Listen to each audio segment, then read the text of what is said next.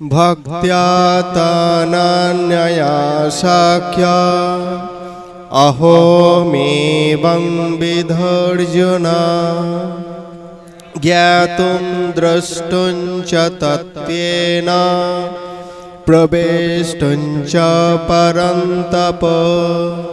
হে পরন্তপ অর্জুন, একনিষ্ঠ ভক্তি দ্বারাই এই প্রকার আমাকে জানতে ও স্বরূপত প্রত্যক্ষ করতে এবং আমাতে প্রবেশ রূপ মোক্ষ লাভ করতে ভক্তগণ সমর্থ হন, অন্য উপায়ে নয়। ভগবান এখানে পুরোপুরি বলেই দিলেন একমাত্র পথ আমাকে পাওয়ার, সেটা হচ্ছে ভক্তি। ভক্তির দ্বারাই। এখানে অর্জুনকে কি বললেন? পরন্তপ বলে সম্বোধন করলেন, তাই তো? ভক্তা তনন্যায় সাক্ষ্যম অহমেব বিধর্জুন জ্ঞাতুম দ্রষ্টুং চ তত্ত্বেন প্রবেষ্টুং চ পরন্তপ। এখানে অর্জুন বলেছেন, আবার পরন্তপ বলেছেন। পরন্তপ মানে যিনি শত্রুকে বা অপর ব্যক্তিকে তাপ প্রদান করতে পারেন, অর্থাৎ অপর ব্যক্তিকে দমন করার যার ক্ষমতা আছে তাকেই বলা হয় পরন্তপ। হ্যাঁ, এখানে অর্জুনকে কেন এই নামে সম্বোধন করা হলো? এই কারণেই আমাদের অপর ব্যক্তিগুলো কি করে বলতো? অপর ব্যক্তিগুলো আমাদের ভক্তিপথে এগোতে বাধা প্রদান করে। সেই তাদের বাধাটাকে অতিক্রম করার যিনি শক্তি অর্জন করতে পারেন তিনিই হচ্ছেন এখানে পরন্তপ। অর্থাৎ ভক্তিকে এইভাবেই অর্জন করতে হয়। ভক্তিকে কিভাবে অর্জন করতে হয়? বাধাকে দূরে ঠেলে রেখে। যেখানে বাধা নেই সেখানে ভক্তিও নেই। যেখানে ভক্তি আসতে চাইছে সেখানেই আগে বাধা চলে আসে।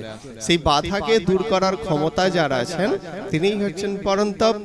আর অর্জুন মানে তা আমরা অনেকবার আলোচনা করেছি, অর্জন যিনি করতে পারেন, অর্থাৎ মনুষ্য দেহধারী ব্যক্তি একমাত্র ভক্তি অর্জন করতে পারেন, আর এই সংসারে আর কেউ নেই।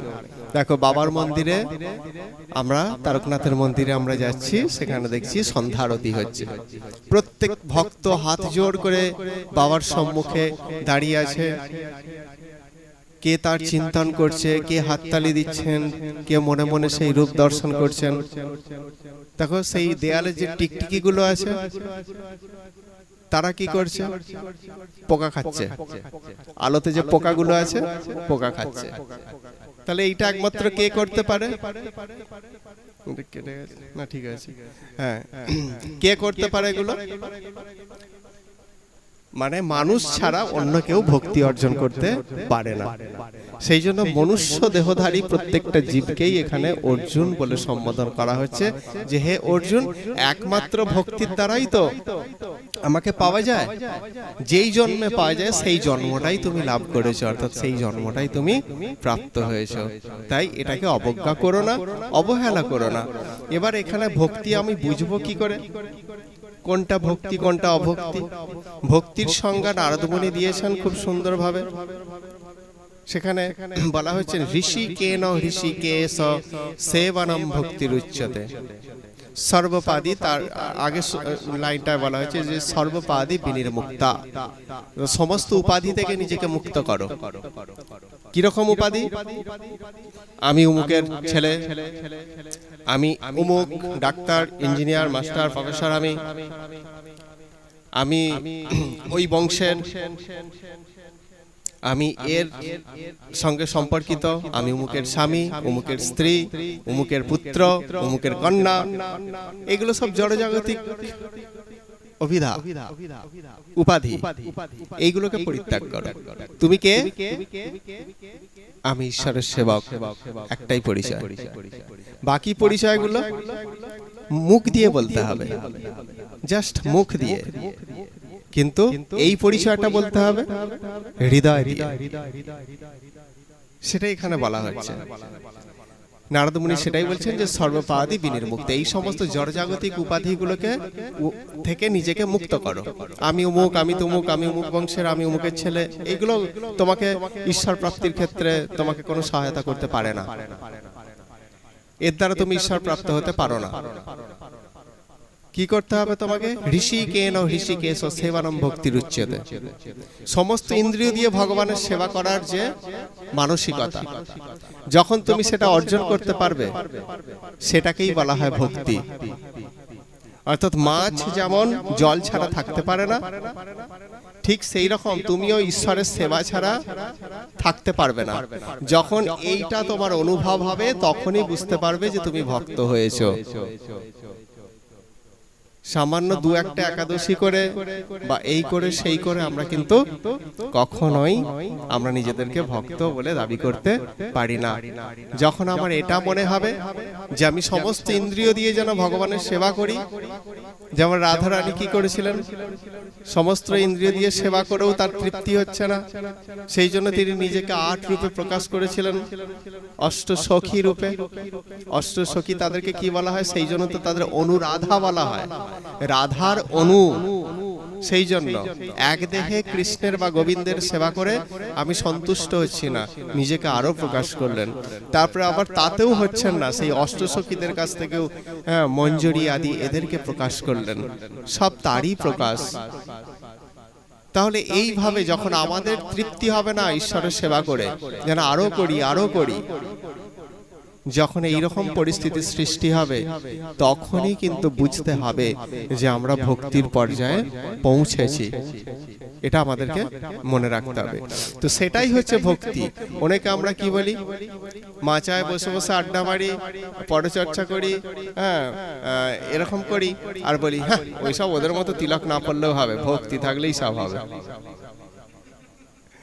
আসলে ভক্তি জিনিসটা কি, আমরা সেটাই বুঝতে পারি না। তোমার যদি ভক্তি থাকতো তাহলে কি হতো বলো তো, তুমি মাচায় বসে ওরকম পরচর্চা পরনিন্দা করতে না, তুমি সেই সময়টা ঈশ্বরের সেবায় নিযুক্ত থাকতে। আসলে আমরা জানি না তো ভক্তি বলতে কি বোঝায়। আমরা জানি সকালবেলা উঠে একটা ধূপ ভগবানকে ঘুরিয়ে, ভগবান আমার এই দাও সেই দাও ওই দাও এই দাও, একটা বড় একটা লিস্ট ভগবানের কাছে পৌঁছে দেওয়াটাই হচ্ছে ভক্তি। আবার সারাদিন কাজ করো, আবার সন্ধ্যাবেলা একটা সন্ধ্যা দেওয়ার সময় একটা ধূপ দিয়ে আর প্রদীপ দিয়ে ভগবান আমাকে এই দাও সেই দাও ওই দাও এই দাও, এটা দাও সেটা দাও ওটা দাও, এই প্রার্থনা অর্থাৎ ভগবানের কাছে একটা বড় লিস্ট, আবার পুনরায় তাকে দেয়া, এটাকেই মনে করি আমরা ভক্তি। কিন্তু এটাই হচ্ছে চরম অভক্তি, এটাকে ভক্তি বলা যায় না, বা এটা ভক্তি কোনো দিক থেকেই নয়। ভক্তি হচ্ছে এটাই, ঈশ্বরের সন্তুষ্টি বিধানের জন্য প্রয়াস করা, ঈশ্বরকে পাওয়ার জন্য প্রয়াস করা। কুন্তী দেবীকে যখন কৃষ্ণ যখন বলছেন যে পিসিমা তুমি কি নেবে বলো, তুমি যদি বলো এই মুহূর্তে, আমি তো দ্বারকায় ফিরে যাচ্ছি, তুমি যদি এই মুহূর্তে আমাকে বলো যে ব্রহ্মার পদটা আমি চাই বাবা, আমি এখনই সেই ব্রহ্মাকে আউট করে দিয়ে তোমাকে বসিয়ে দেবো, তুমি কি চাও বলো। বলে কি করবো ব্রহ্মার পদ নিয়ে, আমি আমার দরকার নেই, তুই আমাকে পদে পদে বিপত্তি দে, পদে পদে বিপত্তি দে, বিপদ দে। কেন পিসিমা, এরকম তো কোনো ভক্ত চায়নি আজ পর্যন্ত, তোমার শরীর ঠিক আছে তো? বলে হ্যাঁ দেখ না, আমার পালস দেখ, প্রেসার দেখ, সব ঠিক আছে, কোনো কিছু কম বেশি নেই, একদম পারফেক্ট আছে, সব ঠিক। হ্যাঁ তাহলে তুমি কেন এমন চাইছো? বলে হ্যাঁ এটাই তো চাওয়া প্রয়োজন। আমাদের জীবনে যত বিপত্তি আসে ততই আমরা ঈশ্বরকে ডাকতে পাই। একটা মানুষ জীবনে বাবার মন্দিরে যায় না, ভগবানের মন্দিরে যায় না, তার সংসারে একটা কিছু অশান্তির আগুন জ্বলে উঠুক, দেখবে বড় একটা সাজিয়ে ফুল জল বেলপাতা সাজিয়ে যাচ্ছে, লাল পাড় সাদা কাপড় পরে, বাবার মন্দিরে যাচ্ছে। কেন? এখনো সংসারে সুখ নেই, একটু যদি হয় তাই জন্য যাচ্ছি জল ঢালতে। তাহলে বিপত্তির ভূমিকা এটাই যে বিপত্তি না হওয়া পর্যন্ত আমরা ঈশ্বরকে আমরা চিনি না, জানি না।